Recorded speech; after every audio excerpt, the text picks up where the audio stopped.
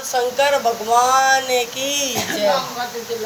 42वां अध्याय हिरण्याक्ष वध जैसी माँ पुराण की जय। 42वें अध्याय में सुंदर सरस बनाए हिरण्याक्ष वध की कथा सुनो सकल चितलाए।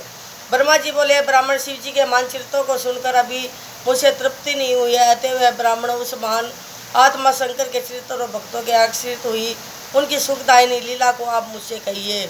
ब्रह्मा जी बोले जलंधर का वध सुनकर सत्यवती के पुत्र व्यास जी भी ब्रह्मपुत्र मुनीश्वर के से यही बात पूछने लगे। सत्यवती पुत्र व्यास जी ने शरद कुमार जी कहने लगे, व्यास जी अब मंगलदायक शंकर के चरित्र को सुनो जिसे अन्न का सुर देता है ने शंकर जी के गणपत पद को प्राप्त किया। पहले तो उसने शंकर से बड़ा युद्ध किया, फिर सात्विक भाव से सदैव उनकी प्रार्थना की। यह सुनकर व्यास जी ने पूछा है भगवान यह अंधक कौन था, वह सब चरित्र रहस्य पूर्वक मुझसे वर्णन कीजिए। वह अंधक तो बड़ा धन्य था जो गणेश्वर हुआ।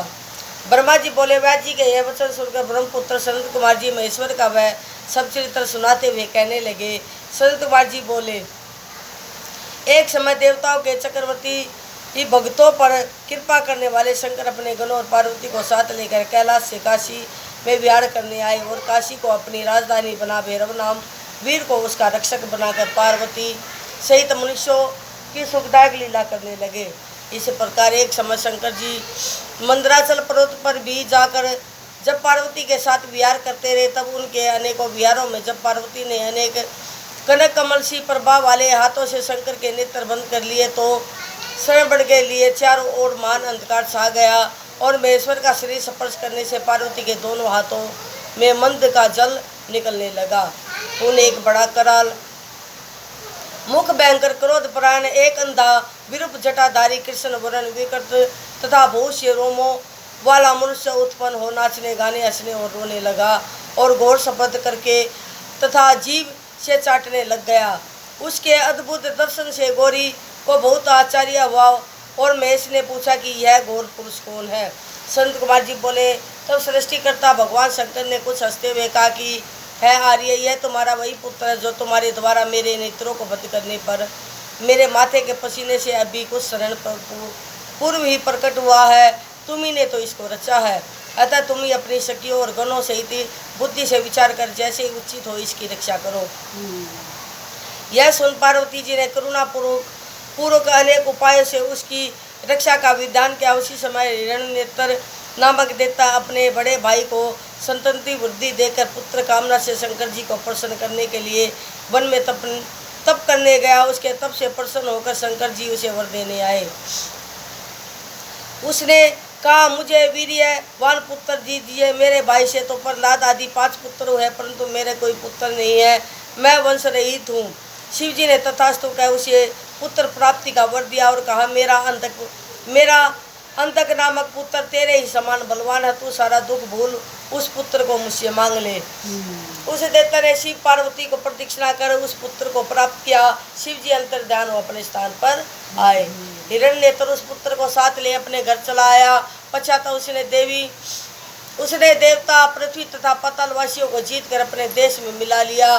फिर तो देवताओं के राजा हिरण्याक्ष के आतंक से देवता व्याकुल हो गए। उन्होंने सर्वोत्तम यज्ञ में कराल 12 रूप प्रदान विष्णु जी की आराधना कर उन्हें पाताल भेजा। उन्हें वहां जाकर अपनी घोर डाटों के प्रहार से निशाचरों की सेना को मत कर सुदर्शन चक्कर से हिरण्याक्ष का सिर काट उसे राज्य पर अंतक का अभिषेक किया और सब देवताओं ने प्रसन्न हो उनकी स्तुति की। 12 रूप भगवान अपने लोक को चले गए। हिरण्यनेत्र के मरने से सब देवता और संपूर्ण मुनि तथा अन्य जीव सुखी हो गए। बोल शंकर भगवान की जय। देख जो तेरी किताब है ना यो मेरी किताब बड्डी है इसमें, उसमें मेरी मेन्यू पार्ट है पतले अंतक जन्म की कथा। हिरण्यकशिपु दानव महाजग में भया प्रसिद्धता है तो भगवान लो रूप नरसिंह सब सिद्ध। ब्रह्मा जी बोले सनत कुमार जी जब देव द्रोही देवता मर गया तब उसके बड़े भाई ने क्या किया, कृपा कर मुझसे वही आख्यान सुनाइए। ब्रह्मा जी बोले संत कुमार जी व्यास जी के ये वचन सुनकर शिव जी के चरण कमलों का स्मरण कर बोले जब 12 रूपधारी विष्णु ने उसके भाई को मार दिया तो वह हिरण्यकशिपु क्रोध और शोक से युक्त हो भगवान से बैर करने लगा। उसने प्रजा को दुख देने के लिए कदन प्रिय वीर असुरों को आज्ञा दी। वे असुर अपने स्वामी की आज्ञा सिरोधार्य कर देवता और प्रजाओं का करदरण करने लगे। उसके आतंक से लोगों का नाश होने लगा। देवता स्वर्ग छोड़ पृथ्वी पर भाग आए। हिरण्यकशिपु अपने मरे हुए भाई को जल दान आदि देकर उनके स्थानों आदि को सतावना देते हुए अपने को अजर अमर अजय और अप्रतिद्वंदी जानकर एक छत्र राज्य करने लगा।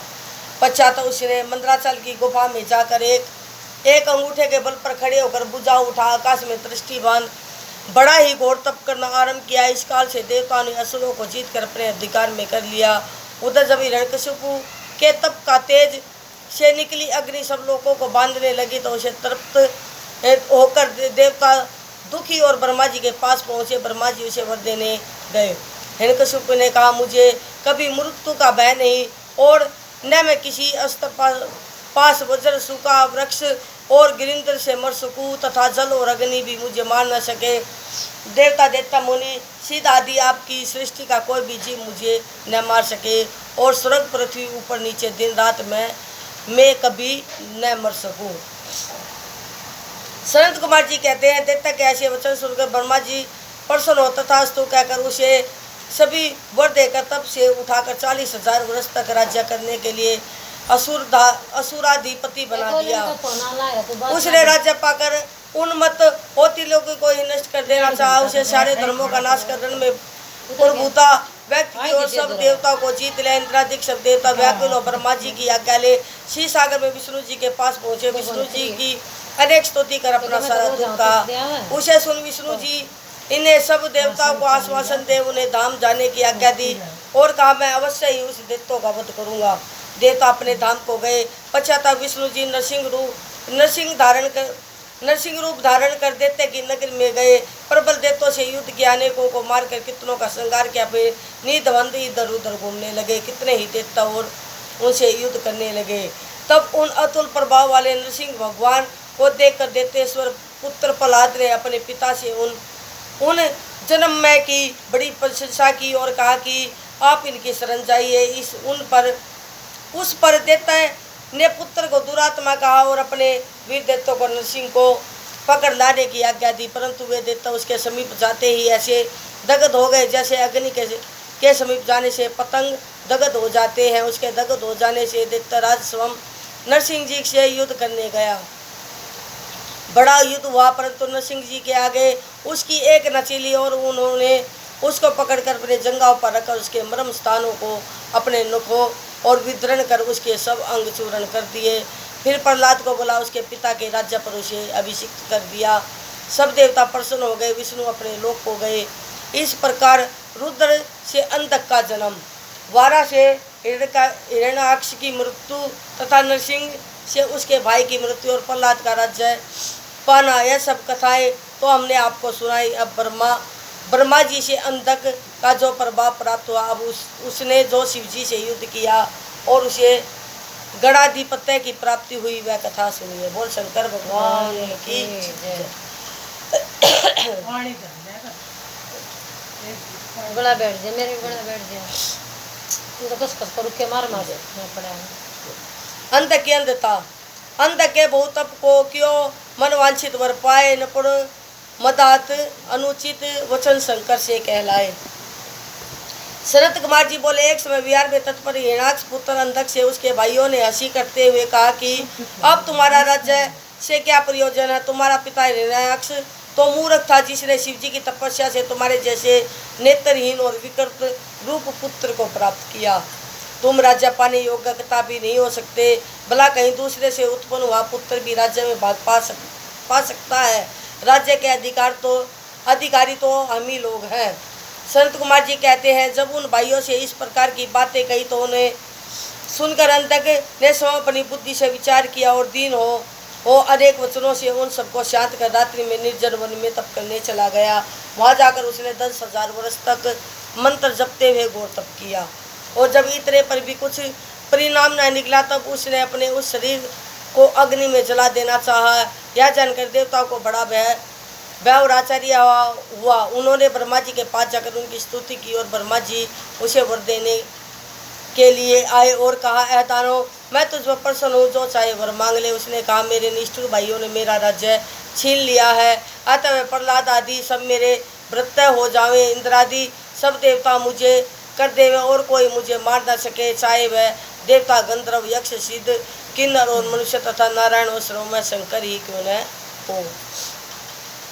तब उसकी ऐसी दारुणी वाणी सुनकर ब्रह्मा जी को बड़ी शंका हो गई और उन्होंने कहा ऐसा नहीं हो सकता, तुम इसको पलट कर दूसरा वर मांगो।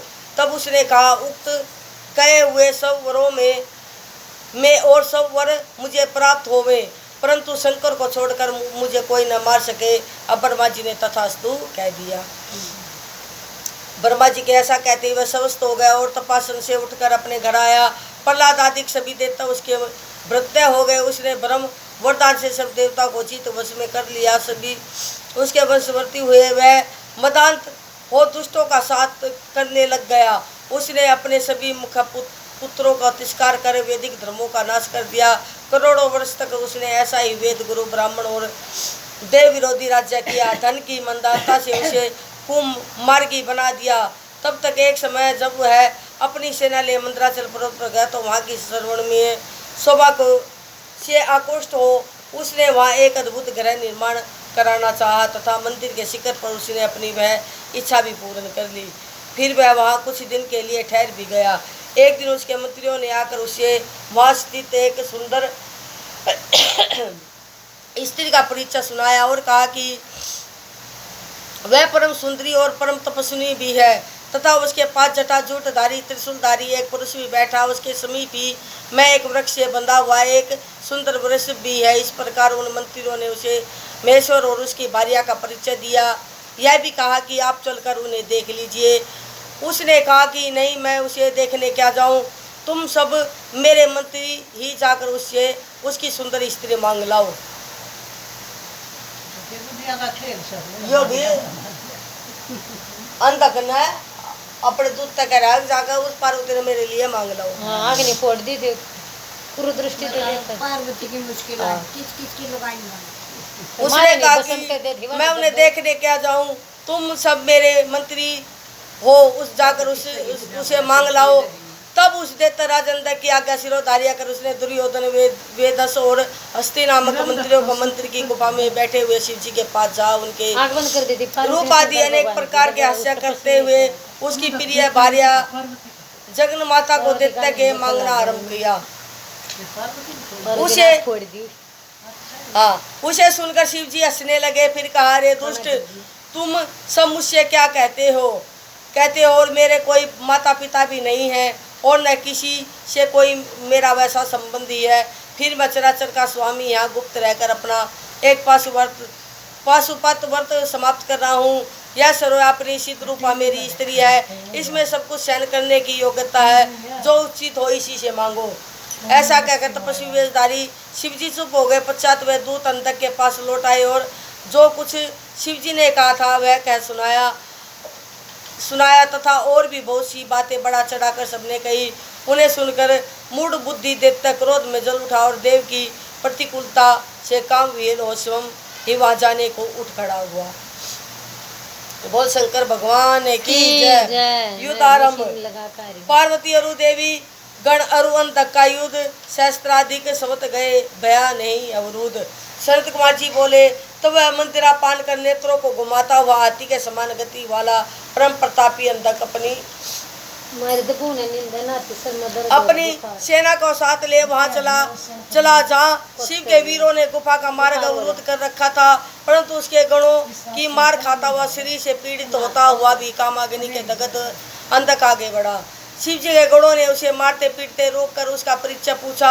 उसने अपना अभिप्राय भी बताया, परंतु आगे बढ़ना ही चाहता था कि शिव जी के गणों ने उसे मारकर भगा दिया। उसके परबर वीर देवताओं ने विरोचन, बलि, बाणासुर, सहस्त्र बाहु और प्रहलाद आदि ने भी उसकी ओर से युद्ध किया, किंतु वे सभी तथा और संबर तथा वृषवादियों को शिव जी के गणों ने मारकर भगा दिया। उस समय भी भयानक युद्ध हुआ। उसने रुंड नाचने लगे और मेदमास की चर्बी पीकर गीदड़ आनंद करने लगे। रुधिर की कीच मच गई और गृद्धगण उत्सव मनाने लगे। इस कांड से शिव जी को किंचित खेद हुआ और उन्होंने पार्वती से कहा, देखो यह संसार की क्या विलक्षणता है, कि स्त्री के प्रसंग से कभी कभी स्वजनों को अपनों से भी इस प्रकार युद्ध करना पड़ता है और जीवन का महत्वपूर्ण समय इस प्रकार नष्ट हो जाता है। कहाँ तो मैं यहाँ पशुपात व्रत पूर्ण करने आया था और कहाँ दूसरा व्रत पूर्ण हो गया। इससे तो मेरा एक प्रकार का बहुत सा बल नष्ट हो गया, इसलिए मैं अब एक दूसरा ही घोर व्रत करूँगा और किसी दूसरे वन में चले। पार्वती से ऐसा कहते हुए शंकर जी वहाँ से उठकर दूसरे वन में चले गए। वहाँ जाकर उन्होंने फिर पाशु व्रत को आरंभ किया, जिसे हजारों वर्ष तक देवता दानव करने में समर्थ नहीं होते। इस बार पार्वती उनके साथ रहती और शंकर की प्रतिज्ञा में वे मंदराचल पर्वत पर स्थित रही। इस अवधि में शंकर जी के बिना एकाकीपन में पार्वती जी को बड़ा कष्ट अनुभव हुआ। वीरक पुत्र उनकी रक्षा करता रहा। उसी समय एक दिन काम पीड़ित अंधक गुफा में प्रवेश कर गया। वीरक उससे युद्ध करने लगा। 505 दिन रात तक उसने खाना पीना और निद्रा त्याग कर ससैन्य वीरक के साथ युद्ध किया। शास्त्रों का भयानक प्रयोग हुआ। संपूर्ण देवताओं ने वीरक को घेर लिया। उसका निकलना कठिन हो गया। उस पर संकट आया। देख गुफा में बैठी पार्वती ने अपनी सखियों के साथ एकाग्रचित्त में ब्रह्मा विष्णु सहित इंद्रादिक सभी देवता और वीरों का जो स्मरण किया तो देवता की समस्त सेना स्त्री वेश में शीघ्र वहाँ उपस्थित हुई। वे सभी देवता उसके सहायक सैनिक स्त्री वेश में गुफा के भीतर प्रवेश कर पार्वती के पास जा बैठे। कारण राजाओं के अंतपुर में कभी कोई पुरुष नहीं जा सकता था। निदान उसी स्त्री ने समर में विजय पाने वाली भेरी और शंख से युद्ध बाद बजाए। उन बातों से सुनकर पार्वती का गण वीरक जो उस समय युद्ध में मूर्छित हो रहा था सचेत हो उठा और पार्थियों के शस्त्रों को ग्रहण कर उन्हीं के शस्त्रों से उन्हें मारने लगा। तब तक हाथ में दंड लिए ब्राह्मी तथा बराई तथा क्रोध से व्याप्त चितगोरी शंख चक्र और धनुष धारे बाहु दंड पूर्ण नारायणी हाथ में वर्ष लिए इंद्राणी और इसी प्रकार देवताओं की देवी नाम वाली सभी देवी अपने अपने विभिन्न आयुधों से युक्त हो उस दैत्य की अपार सेना को देखकर हृदय में दुखी हो गई। उसे कुछ कहते न बना। उसी समय ब्रह्मा की प्रमुख शक्ति ने समस्त देवताओं की स्त्रियों के मन को सावधान कर पार्वती की आज्ञा से अति पराक्रमी वीर को सेनापति बनाया। वरदान से बलि देता अपनी सेना सहित उन स्त्रियों के मध्य में कूद कर अपूर्व युद्ध करने लगा। सेनापति वीरक की सुरक्षता से अपनी ही सखियों सहित पार्वती से अद्भुत युद्ध किया। हिरणाक्ष पुत्र अंधक महाव्यूह की रचना कर हजारों वर्ष तक युद्ध करता रहा। पार्वती की सहायिका स्त्रियां सेना निरंतर युद्ध करती रही। 1000 वर्ष पश्चात महेश्वर भी वहाँ आए और उन्होंने पार्वती को युद्ध करते हुए देखा। पार्वती की भी उन पर दृष्टि पड़ी। उन्होंने सिर झुकाया। शंकर जी ने उन्हें हृदय से लगा गुफा में प्रवेश कर गए। दैत्यों का वेग शांत हो गया। पश्चात उस दैत्य ने शंकर के पास संदेश भेजा। उनसे उनकी स्त्री की मांग की और यह भी कहलाया कि तुम तपस्वी नहीं मेरे शत्रु हो। यह सुन कपालधारी शंकर के क्रोध का अंत न रहा। उन्होंने उसके दूत को बहुत सी बातें समझाकर उससे युद्ध संदेश भेज दिया। बोल शंकर भगवान की जय। अंधक युद्ध समाप्ति भयो भयंकर समर तब अंधक संभू संग दानव दल का नाश अरु राज्य भयो सब भंग। सनत कुमार जी बोले तब महाबली गिल नामक दैत्य को आगे कर अंधक शिव जी से युद्ध करने आया। वह शंकर जी की गुफा पर पहुंचकर वर्षा शब्द करते हुए उन पर तथा पार्वती पर विवर्जन का प्रहार करने लगा। उसकी सेना के शंकर की गुफा के द्वार को तथा उसके चारों ओर के वृक्ष और लताओं आदि को तोड़ कर नाश कर दिया। फलों और मूलों को उखाड़कर मनोहर जल को नष्ट कर वनों के मार्गों को खंडित कर दिया। तब त्रिशूलधारी शंकर जी क्रुद्ध वो अपने दारुण भूतों सहित विष्णु आदि देवताओं को बुला देवताओं से युद्ध आरंभ करवा दिया। परंतु उस प्रबल देवता ने उन सबको निगल लिया। ब्रह्मा विष्णु इंद्र सूर्य और चंद्रमा आदि समस्त देवता निषद दैत्य के पेट में चले गए। केवल शंकर का एक गण वीरक शेष बचा। तब वह भागकर शंकर जी के पास आया और सब समाचार कहा। उसे सुनकर शंकर जी श्यामदेव का गान करने लगे। फिर सूर्य के समान अपने प्रकाशी शरीर से हास्य करने लगे। उसके हठा से समस्त अंधकार दूर हो गया। वीरक के उन देवताओं से बड़ा युद्ध हुआ। उस देवता ने नंदी को निगल लिया। तब नंदी को निगला देकर कंदुली भगवान ऋषभ पर चढ़ मंत्र जपते हुए निगले हुए को उगलवाने के लिए युद्ध में आए। उन्होंने अपने तीरों बाणों से विध्वंस को मार कर देवता के मुख से विष्णु सहित ब्रह्मा इंद्र सूर्य चंद्रमा आदि को उगलवा लिया। देवताओं की सेना प्रसन्न हो महायुद्ध करने लगे। शुक्राचार्य युद्ध में मरे हुए दैत्यों को अपनी संजीवनी विद्या से जिलाने लगे। तब उन्हें ऐसा करते देख शिव जी के गणों ने उन्हें बांधकर शंकर जी के सामने उपस्थित किया। शंकर जी शुक्राचार्य को निगल गए। फिर तो देवताओं ने उन्हें मार मार कर व्याकुल कर दिया। इस प्रकार बहुत समय तक हिरण्यकश्यप के वश में उत्पन्न देवता महेंद्र से युद्ध करके हार गया। देवताओं ने क्रोध कर दैत्यों का नाश कर दिया। हरि ने अपने प्रचंड गदा से दैत्यों का मंत्र चूर्ण कर दिया, परंतु अब तक भी दैत्यों का प्रधान युद्ध में डटा रहा है। इंद्र ललकार उसे मारने लगा। वह भी अपने पहने बाण मार कर गिर जा और रुद्र को पीड़ा देने लगा। सैकड़ों मायों से कपट युद्ध करने लगा। देवता से अवध्य होने से अब उसने शंकर जी को अपनी माया से जीतना चाहा। समस्त अंतक युद्ध में भूमि व्याप्त हो युद्ध करने लगे, परंतु शिव जी ने अपने त्रिशूल से दैत्य को मारकर बहुत प्रकार से छेद डाला। उसके सारे शरीर से रुद्र की प्रभाव पहने लगा। उस प्रभाव से बहुत से दैत्य उत्पन्न हो युद्ध करने लगे। इधर विष्णु जी ने भी क्या कर शंकर जी के कर्ण से बहुत सा कराल गण उत्पन्न किए। फिर भयानक युद्ध आरंभ हुआ। देवताओं ने वंदना कर भूख से व्याकुल चंडिका देवी को प्रकट कर दिया। वह व्याकुल हृदय देवी दैत्यों के शरीर से निकले हुए रक्त का पान करने लगी। युद्ध भूमि में मांस की कीच उत्पन्न हो गई। तब अपने कुल का सनातन सात्र धर्म स्मरण कर वह दैत्य शंकर जी पर पूर्ण घोर बाण बरसाने लगा। शिव जी के त्रिशूल उठा, उसका हृदय छेदते हुए उसे ऊपर उठा लिया। यह होते ही युद्ध शांत हो गया। सूर्य की प्रचंड किरणों से उसकी काया जला दी। उसका शरीर जर्जर हो गया। ऊपर से मेघों ने जल बरसाकर उसे विपीड़ित कर दिया। एक ओर से हिमखंड उसे अलग ही वितरण करने लगा। फिर तो उस दैत्य के प्राण नहीं निकले। तब वह करुणा सागर परम दयालु शंकर की स्तुति करने लगा। शिव जी से प्रसन्न हो उसे गणपति का पद दिया। युद्ध समाप्त हो गया। हरि आदि देवता अपने स्थान को चले गए। चारों ओर से शिव जी के लिए जय जय शब्द होने लगा। देव पूजित भगवान शंकर पार्वती को साथ रहे प्रसन्न हो पुनः अपनी गुफा में चले गए। वहां उन्होंने अपना अंश स्थापित कर परम प्रसन्नता को प्राप्त किया। बोल शंकर भगवान की जय। शिव जी द्वारा शुक्राचार्य का निंगला जाना। वर्तमान अध्याय में सुंदर शिव वृत्तांत शिव ने मुख में रख कियो शुक्र गुरु का अंत। व्यास जी बोले, मुनीश्वर अब आप मुझे यह बतलाइए कि शंकर जी के उदर में स्थित हो महायोगी शुक्राचार्य ने क्या किया। शंकर जी ने उन्हें भस्म क्यों नहीं कर दिया था, या वे अपने तेज से यूं ही बच गए। फिर वह शिव जी के उदर से कैसे निकले और उन्होंने मृत्यु को शांत करने वाली परम विद्या को कैसे शांत किया। शंकर के त्रिशूल से नष्ट होकर भी अंधक दैत्य ने गणपति की पदवी कैसे प्राप्त की। कृपा कर शिव जी की इन सब कथाओं को मुझसे सुनाइए। अमित तेजस्वी व्यास जी ने ऐसा पूछने पर शंकर जी के चरणों का स्मरण करते हुए संत कुमार जी कहने लगे, व्यास जी यह तो शंकर जी का ही प्रभाव था जो अंततः बलशाली दैत्यों के आगे देवताओं की विजय हुई, अन्यथा अंतक कोई साधारण दैत्य नहीं था।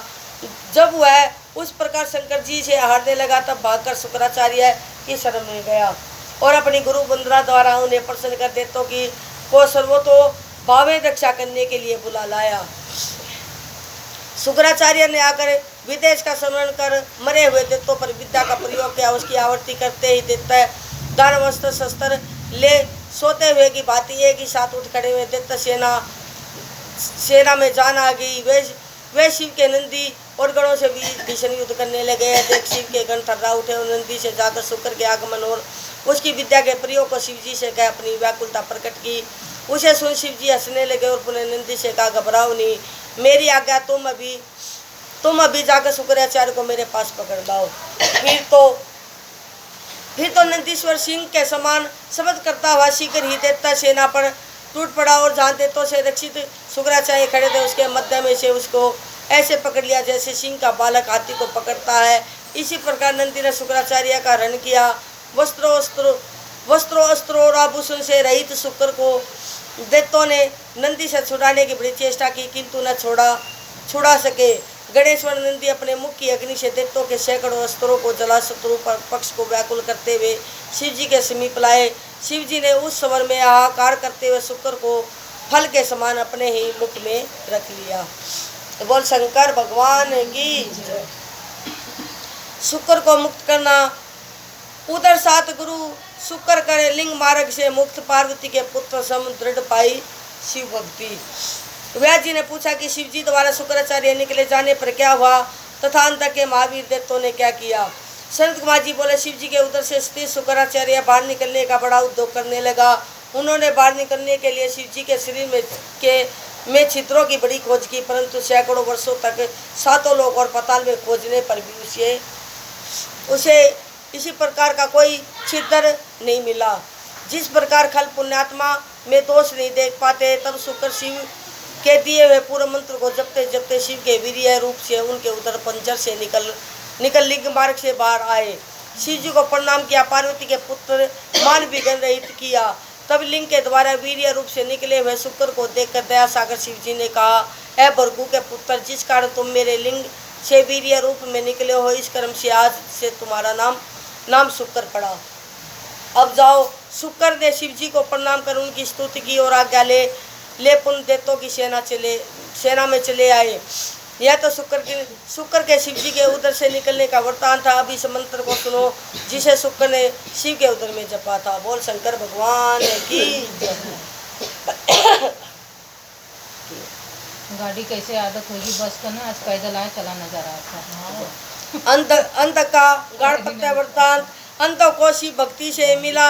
अब वरदान गणपति तो से प्राप्त कर जग में पायो मान। संत कुमार जी बोले, ओम नमस्ते देवे साय सुरासर नमस्त करताय भूत हवय महादेवाय हरित पिंगल लोचनाय बुद्धि रूपेण अति आदि मंत्रों को जब शुक्र जी ने शंभु के उदर में जपा, तब वे उत्कुट वीर्य के समान शिव लिंग के मार्ग से बाहर आए। प्रथम जन्म के पश्चात 3000 वर्ष परे फिर वेद पाटी शुक्र पृथ्वी पर शिव जी से उत्पन्न हुए। उधर अंधक शिव जी के त्रिशूल पर सूखते हुए शिव जी की 108 परम मूर्तियों का ध्यान करता हुआ उनकी स्तुति कर रहा था। इससे शिव जी ने प्रसन्न हो उसे सब प्रकार के भय से मुक्त कर दिव्य अमृत की वर्षा और उसे प्राण संचार का त्रिशूल से उतार कर उसका अभिषेक किया और कहा, मैं तेरी अंतिम भक्ति से प्रसन्न हूँ, वर मांग। अंधक हाथ जोड़कर कांपता हुआ शिव जी की अनेक स्तुति कर अपने पूर्व अपराधों के लिए उनसे क्षमा मांगते हुए माता पिता रूप शिव पार्वती की कृपा भक्ति मांगने लगा। शिव जी चुप रहे, वह भी मौन हो शिव पार्वती के ध्यान में मगन हो गया। शिव जी ने उस पर प्रसन्नता की दृष्टि डाली, उसे अपने अद्भुत जन्म का पूरा वृत्तांत स्मरण हुआया। उनके मनोरथ पूर्ण हो गए। वह अपने माता पिता को प्रणाम कर कृतकृत्य हो गया। बुद्धिमान शिव जी ने तथा पार्वती ने उसके मस्तक को सूंघा।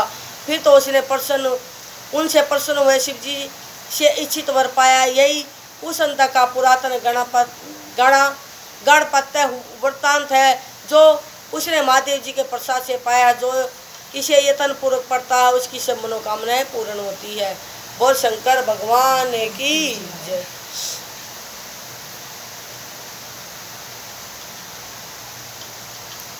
शुक्र को मृत संजीवनी विद्या की प्राप्ति। शुक्रे ज्योति शिलिंग की स्थापना गुरु ने करी। वरदान ले देव से मां मृत्युंजय विद्या लई। सनत कुमार जी बोले, बाजी अब शुक्र की मुनि ने मृत संजीवनी विद्या कैसे प्राप्त की थी वह वृत्तांत सुनो। पहले शुक्राचार्य वाराणसी नामक नगरी में जाकर प्रभु विश्वनाथ का ध्यान करते हुए बहुत समय तक तप करने लगा। वह उन्होंने शिव का ज्योतिर्लिंग स्थापन कर उसके आगे सुंदर एक रमणीक कूप खुदवाया।